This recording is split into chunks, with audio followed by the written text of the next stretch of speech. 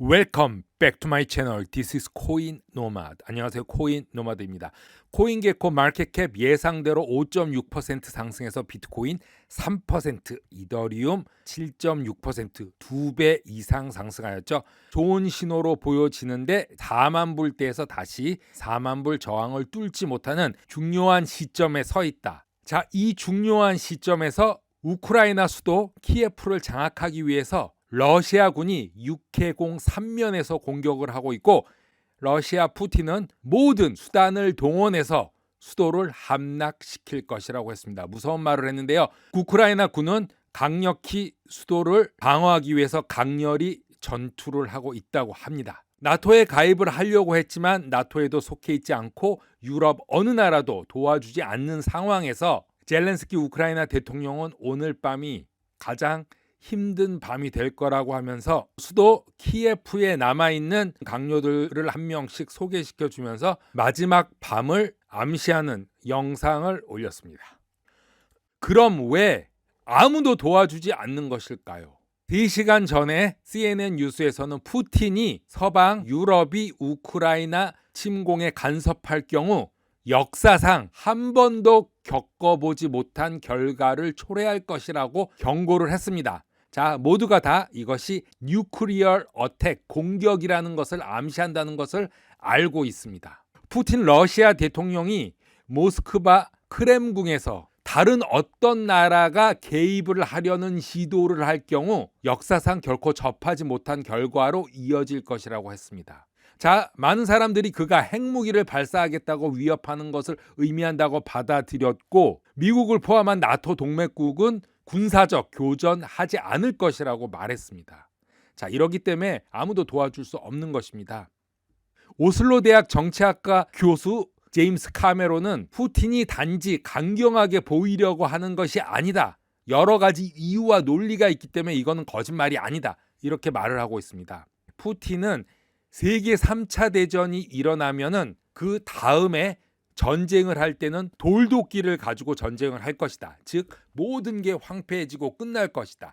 자, 이렇게 러시아랑 북한 이런 나라들은 모든 것이 끝날 수 있다는 생각을 하고 이 시대를 살고 있는 것 같습니다. 우크라이나 대통령을 코미디 출신이라 비웃는 사람이 있지만 오늘같이 수도가 함락되기 전날까지도 남아서 싸우고 아프가니스탄처럼 국민을 버리고 도망가지 않는 이런 리더는 다른 어떠한 세계 리더들보다 더 못하지 않다. 사람들은 이렇게 생각을 하고 있습니다.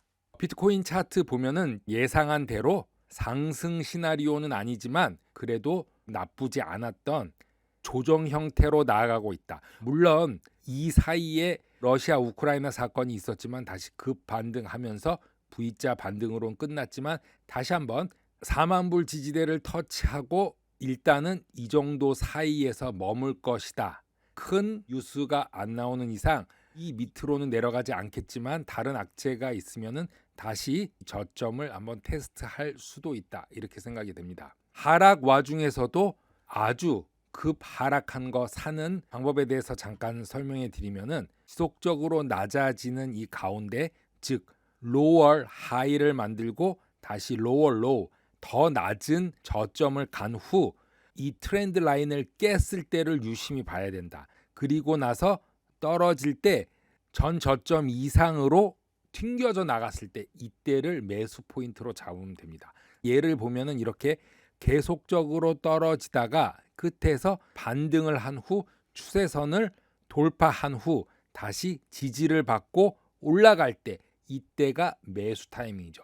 그렇다고 이게 지속적으로 올라가진 않습니다. 어느 반등의 힘에 의해서 어느 정도 올라갈 수 있다.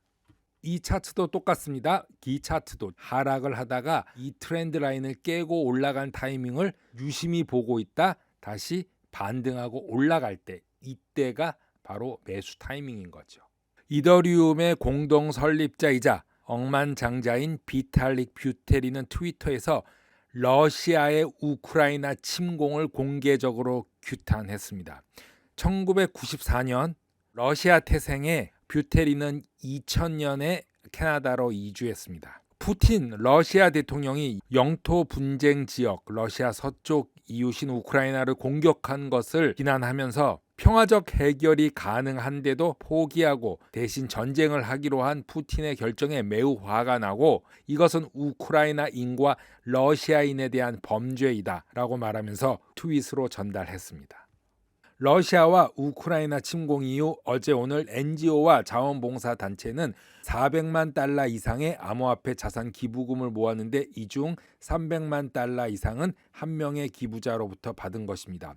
이 자원봉사단체는 지난 10년간 러시아와 우크라이나 분쟁에서 중요한 역할을 해왔고 우크라이나 정부와도 매우 밀접하게 연관이 되어 있는데 수백만 달러를 기부받기 위해서는 은행 계좌, 결제 앱을 사용해 왔지만 이제 비트코인과 같은 암호 자산도 중요한 대체 자금 조달 수단으로 떠오르고 있습니다. 최근 기부는 방탄조끼 구매에 사용되었는데 방탄조끼에는 살아서 돌아오라라는 로고가 포함되어 있다고 합니다. 군사 장비, 훈련 서비스, 의료 용품 등을 제공하고 우크라이나 포병 부대를 위한 드론, 정찰, 표적 시스템 개발에도 자금을 지원했다고 밝히고 있습니다.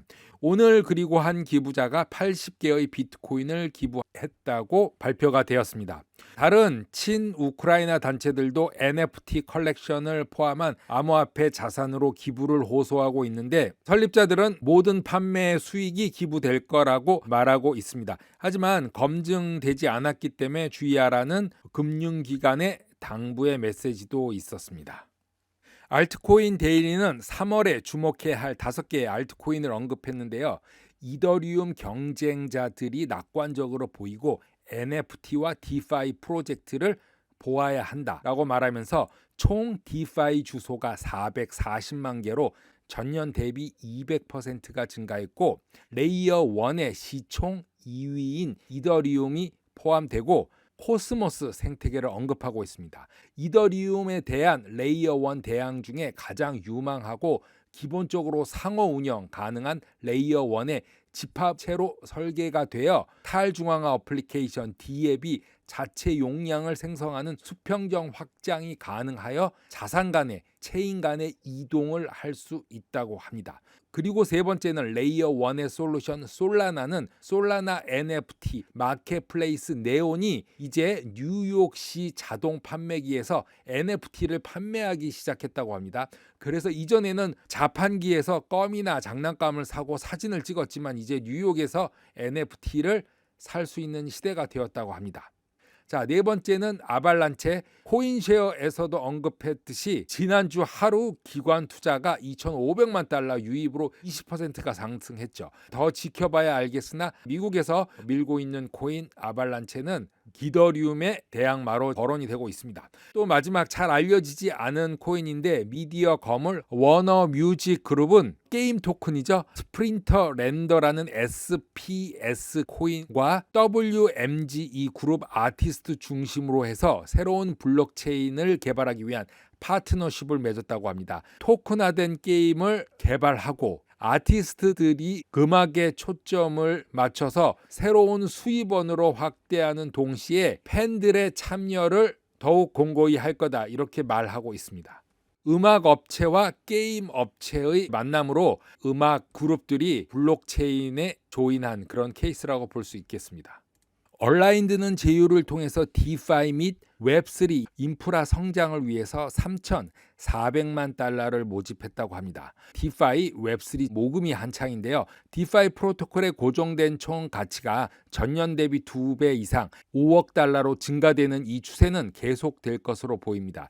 지난 12개월 동안 디파이에 대한 수요는 천문학적으로 증가되고 이 조달된 자금들은 레이어 2 네트워크와 같은 이더리움 호환 블록체인을 위한 핵심 제품을 성장시키는 데 사용된다고 합니다.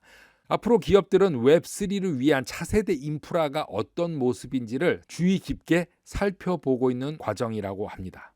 월스트리트 같은 전통적 금융 서비스에 종사하는 사람들이 크립토 시장에 몰려든다고 합니다. 트레드파이라는 말을 사용하는데 디파이의 반대말로 전통적 금융 서비스라고 합니다. 세계 최고의 자본시장 관계자들이 대졸자부터 30년 경력의 재테크 베테랑들까지 전문가들이 암호화폐 시장으로 눈을 돌리고 있다고 말하고 있습니다.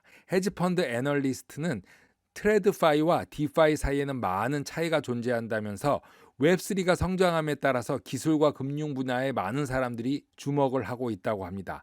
퍼미션 IO의 CEO 찰리 실버는 우량 투자은행과 인류 로펌에서 편한 직업을 마다하고 실리콘밸리의 고소득, 은퇴 생활도 버리고 기업 상층부에서부터 암호화폐 경제로의 대이동이 가속화되고 있다고 업계 관계자들은 말하고 있습니다. 디지털 자산 대출 업체 셀시우스 최고 투자자 프랑크 반 에덴은 이러한 일은 매우 빠른 속도로 일어나고 있어 자신 역시 전통 금융 분야에서 20년을 일한 후 작년 9월에 암호화폐 분야로 이전했다고 합니다. 이전 업계의 수백 명이 반 에덴에게 손을 뻗었고 모두 암호화폐에 취직하기 위해서 무엇이 필요한지를 궁금해했다고 합니다. 개인적으로 구직을 기다리는 사람도 15명 정도 있고 이 중에 3, 4명은 은퇴한 베테랑들이 암호화폐 관련 일을 하고 싶다고 문의하고 있다고 합니다. 현재 벤처 캐피탈은 캐시로 넘쳐나고 있고 암호화폐 기업들의 자본은 말할 것도 없고 월가의 다른 기업들과 비슷한 수준으로 보상을 나누어주고 있어서 더욱더 가속화될 것으로 보이고 있습니다.